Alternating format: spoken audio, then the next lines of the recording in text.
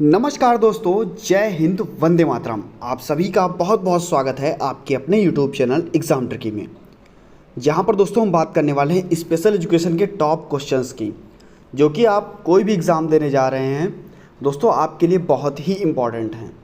Special education का कोई भी एग्ज़ाम हो, वहाँ पर अगर स्पेशल एजुकेशन के क्वेश्चंस पूछे जा रहे हैं तो बहुत ही इंपॉर्टेंट क्वेश्चंस आपको इस वीडियो में देखने को मिलेंगे। इसके पहले भी दोस्तों स्पेशल एजुकेशन की 2 वीडियोस जो हैं वो अपलोड कर दी गई हैं, और अगर आप चैनल पर देखेंगे तो स्पेशल एजुकेशन का इतना कंटेंट आपको मिलेगा, ऐसा नहीं हो सकता कि आपको किसी दूसरे चैनल पर इतना कंटेंट मिल जाए जितना कि आपको आपके एग्ज़ाम ट्रिकी चैनल पर मिलेगा। आप सर्च कर लीजिए और वहाँ पर आपको बहुत ऐसा कंटेंट है जो आपको स्पेशल एजुकेशन का मिलेगा। आज श्री कृष्ण जन्माष्टमी, और सभी को श्री कृष्ण जन्माष्टमी की बहुत बहुत बधाई। सभी का जीवन सुखी रहे और सभी अपने लक्ष्य की प्राप्ति करें। तो इसी के साथ पहला प्रश्न आज हम शुरू करते हैं। कह रहा है प्रश्न कि निम्न में से अविभेदीकरण की विशेषता है। निम्न में से अविभेदीकरण की विशेषता है, यानी कि हमको ऐसा ऑप्शन यहाँ पर चूज़ करना है जहाँ पर किसी भी प्रकार का भेदभाव नहीं किया जा रहा हो, ऐसा ऑप्शन यहाँ पर चूज़ करना है। कह रहा है कि समान अवसर प्रदान करना, सामाजिक भेदभाव करना, जाति धर्म रंग के आधार पर शिक्षा प्रदान करना, या केवल विकलांग बच्चों को शिक्षा प्रदान करना। तो दोस्तों केवल विकलांग बच्चों को शिक्षा प्रदान करना ऐसा थोड़ी ना है, सामान्य बच्चे भी शिक्षा प्रदान करेंगे। जो विशिष्ट बालक के साथ साथ सामान्य बालक भी हैं वो भी शिक्षा प्रदान करेंगे। जाति धर्म के आधार पर शिक्षा प्रदान करना ऐसा कहाँ पर, क्योंकि दोस्तों अब बात होती है इक्वल अपॉर्चुनिटी की। पीडब्ल्यूडी एक्ट जब बना था 1995 में, तभी कहा गया था कि समान अवसर, सभी को समान अवसर मिलना चाहिए और संपूर्ण भागीदारी मिलनी चाहिए, और उनके जो अधिकार हैं उनका संरक्षण होना चाहिए। यानी कि यहाँ पर आपका ए ऑप्शन जो है, समान अवसर प्रदान करना जो है, वो आपका ए ऑप्शन बिल्कुल सही हो जाएगा। नेक्स्ट क्वेश्चन दोस्तों आपके सामने है। दोस्तों वीडियो अच्छी लगे तो वीडियो को लाइक ज़रूर कर दीजिएगा, और स्पेशल एजुकेशन की वीडियोज़ पाने के लिए चैनल से जुड़े रहिएगा, चैनल को सब्सक्राइब करना ना भूलिएगा। कह रहा है कि कौन सा अनुवांशिक विकार नहीं है। कह रहा है कि जेनेटिक यानी कि जो हमारे माता पिता से हमको नहीं मिलता है, जेनेटिक डिसऑर्डर कौन सा नहीं है ये पूछ रहा है। अगर है पूछता तो बात अलग थी, तो आप बताते जेनेटिक डिसऑर्डर, तो आप कहते डाउन सिंड्रोम जो है वो जेनेटिक डिसऑर्डर है। लेकिन आपसे पूछ रहा है जेनेटिक डिसऑर्डर नहीं है, तो आप कहोगे मस्तिष्क ज्वर जो है वो आपका जेनेटिक डिसऑर्डर नहीं है। ये आपको जन्म से पहले, सॉरी दोस्तों, जन्म के बाद कभी भी हो सकता है और किसी को भी हो सकता है। तो दोस्तों मस्तिष्क ज्वर जो है ये आपका अनुवांशिक विकार नहीं है। आपका डाउन सिंड्रोम और सिस्टिक फाइब्रोसिस जो है वो आपका एक अनुवांशिक विकार है। तो यहाँ पर आपका ए ऑप्शन जो है वो बिल्कुल सही हो जाएगा, अनुवांशिक विकार नहीं है, ये पूछा गया था। नेक्स्ट आपका दोस्तों, आप सभी को पता है कि आपकी जो all India online aptitude test है उसकी तैयारी के लिए दोस्तों जीके, आपकी रीजनिंग और कुछ वीडियोस जो है मैथ की आपको आपके चैनल एग्ज़ाम ट्रिकी 2.0 पर मिलने वाली हैं, और जो आपके स्पेशल एजुकेशन से संबंधित चीज़ें हैं वो आपको यहीं पर मिल जाएंगी। तो दोस्तों अगर आपने अभी तक एग्ज़ाम ट्रिकी 2.0 को सब्सक्राइब नहीं किया है तो तुरंत सर्च कीजिए और सब्सक्राइब कर लीजिए। वीडियोज़ पाने के लिए दोस्तों लिंक आपको टेलीग्राम ग्रुप पर भी सर्च करके शेयर कर दिया जाता है। तो उसके लिए दोस्तों आपको क्या करना है, exam tricky for special education आप अपने टेलीग्राम पर जैसे ही डालेंगे, लगभग में आपको 5.6 के सब्सक्राइबर्स वहाँ पर मिल जाएंगे। इतने परिवार में अपने लोग जुड़े हुए हैं जो कि टेलीग्राम पर हैं। Exam tricky for special education, आप लोग उससे भी जुड़ सकते हैं।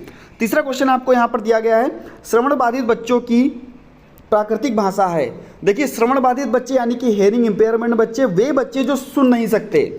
अगर बच्चा 90% चांसेस ये रहते हैं कि अगर बच्चा सुन नहीं सकता है तो वो चीज़ों को बोल भी नहीं सकता, वो शब्दों को बोल भी नहीं सकता।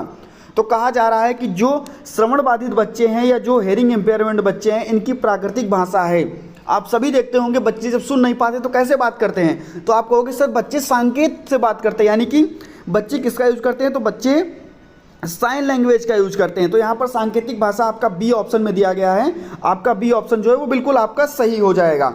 नेक्स्ट अगर हम बात कर लेते हैं दोस्तों, तो नेक्स्ट क्वेश्चन आपके सामने दिया गया है NCF 2005 यानी कि नेशनल करिकुलम फ्रेमवर्क।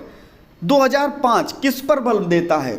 समस्या हल करने पर, या आपका रटने पर, या करके सीखने पर, या उपरोक्त सभी पर? NCF 2005 जो है वो किस पर बल देता है? तो दोस्तों आप कहोगे जो NCF 2005 है ये बल देता है करके सीखने पर, यानी कि लर्निंग बाय डूइंग पर। आप सभी को पता है कि अगर हम ही जो काम हम स्वयं से करके सीखेंगे, मान लीजिए कोई काम आपको दिया जाए और आपने उस कार्य के लिए पूरी मेहनत जी जोर लगा करके उस काम को किया हो, अगर आपने उस कार्य को स्वयं से किया है तो आप अगर करके सीख रहे हैं तो सबसे बेहतरीन रहता है। और NCF 2005 क्या कहता है? कहता है अगर बच्चा करके सीखेगा, लर्निंग बाय डूइंग करेगा, तो दोस्तों वो उसके लिए सबसे बेहतरीन है और NCF 2005 इस पर ही बल देता है। नेक्स्ट आपका क्वेश्चन नंबर 5 यहाँ पर बहुत ही अच्छा है। कह रहा है कि शिक्षा की दिशा कौन निर्धारित करता है? क्या अभिभावक निर्धारित करता है, क्या छात्र निर्धारित करता है, या पाठ्यक्रम, या शिक्षक? तो दोस्तों शिक्षा की जो दिशा है वो आपका करिकुलम या पाठ्यक्रम निर्धारित करता है। करिकुलम क्या होता है? आप पाठ्यक्रम के बारे में जानते हैं, अभी तक आपने क्लास 1 में पढ़ा, 2 में पढ़ा, और अभी तक आपने 12th पास किया या ग्रेजुएशन पास किया, तो एक साल में आपने जितना कुछ पढ़ा उसके बाद में आपने क्या दिया?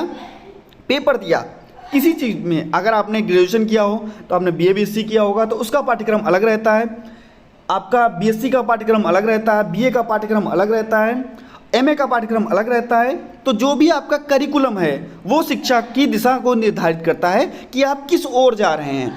जो BSc के स्टूडेंट हैं वो मैथ फिजिक्स लेंगे, हो सकता है कि बायो में चले जाएं, यानी कि जूलॉजी बॉटनी में चले जाएं, या BA अगर कर रहा है तो हो सकता है कि हिंदी ले ले, या संस्कृत ले ले, या सामाजिक विज्ञान ले ले। तो दोस्तों ये जो आपके सब्जेक्ट्स हैं इनका जो करिकुलम है वो निर्धारित करता है शिक्षा की दिशा को। कोई इंजीनियर बनना चाहता है तो कोई दोस्तों मास्टर बनना चाहता है, तो ये क्या है? सभी का पाठ्यक्रम, सभी का करिकुलम जो है वो अलग अलग होता है। सी ऑप्शन आपका यहाँ पर सही हो जाएगा। नेक्स्ट अगर हम बात कर लेते हैं दोस्तों क्वेश्चन नंबर 6 की, तो क्या कह रहा है?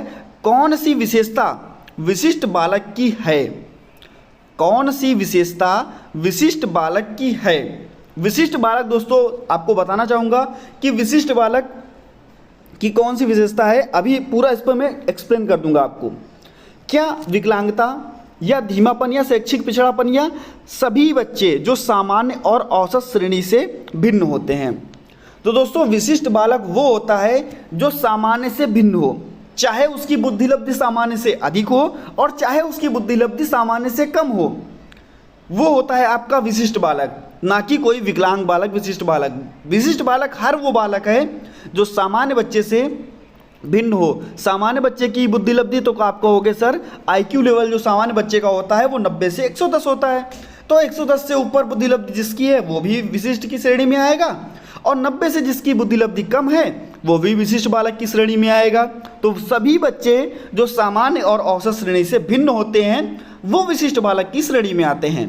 क्वेश्चन नंबर 7 आपको यहाँ पर दिया गया है कि यहाँ पर सबसे पहले यहाँ पर डाल लेते हैं प्रमस्तिष्कीय,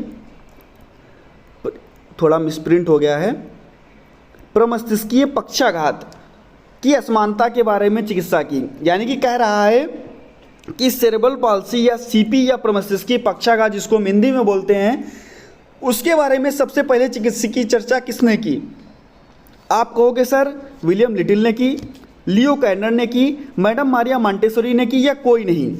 तो यहाँ पर जो आपका ऑप्शन सही हो जाएगा वो विलियम लिटिल सही हो जाएगा।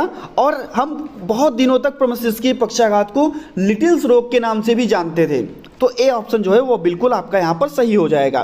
क्वेश्चन नंबर 8 यहाँ पर SSA सभी ने सुना होगा और सभी जानते होंगे, सर्व शिक्षा अभियान। दोनों तरफ एक लड़का एक लड़की बैठे आपको आपके सरकारी विद्यालय में मिलते हैं, यानी कि सर्व शिक्षा अभियान SSA, सर्व शिक्षा अभियान। ऑप्शंस आपके सामने हैं, ए ऑप्शन में ही आपका सर्व शिक्षा अभियान दिया है जो कि आपका सही हो जाएगा। बहुत ही दोस्तों सरल क्वेश्चन था और बहुत ही इम्पॉर्टेंट क्वेश्चन था ये। सरल के साथ ही जितना सरल है उतना ही इम्पॉर्टेंट क्वेश्चन है। मोनोप्लेजिया क्या है दोस्तों? मोनोप्लेजिया CP का एक भाग है जिसमें देखिए मोनोप्लेजिया होता है, डाइप्लेजिया होता है, पैराप्लेजिया होता है, क्वाड्रिप्लेजिया होता है। ये क्या होता है? प्रभावित अंगों के आधार पर सेरेब्रल पाल्सी या प्रमस्तिष्कीय पक्षाघात को बांटा गया है। तो कह रहा है कि मोनोप्लेजिया क्या है, इसके अंतर्गत हमारा जो शरीर है वो कौन से अंग शरीर के प्रभावित होते हैं। ऑप्शन है एक हाथ या एक पैर प्रभावित होता है, दोनों हाथ प्रभावित होते हैं, दोनों पैर प्रभावित होते हैं या पूरा शरीर प्रभावित होता है। तो दोस्तों मोनोप्लेजिया के अंतर्गत शरीर का एक हाथ व एक पैर जो होता है वो प्रभावित होता है। यहाँ पर आपका ऑप्शन ए जो है वो बिल्कुल सही हो जाएगा।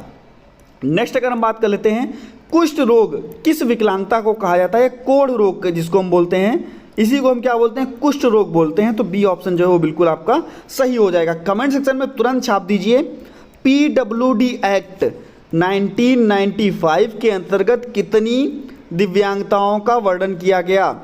क्या दोस्तों 7 थी या 21 थी या 4 थी या 12 थी। ऑप्शंस आपको दे दिए हैं, PWD एक्ट 1995, 7 दिव्यांगताएं, 21 दिव्यांगताएं, 4 दिव्यांगताएं या 12 दिव्यांगताएं। आपको तुरंत कमेंट सेक्शन में छाप देना है। और मिलता हूं दोस्तों नेक्स्ट वीडियो में, बने रहिएगा आपके अपने चैनल एग्जाम ट्रिकी पर। सब्सक्राइब करना ना भूलिएगा, वीडियो अच्छी लगी हो तो वीडियो को लाइक करना भी ना भूलिएगा।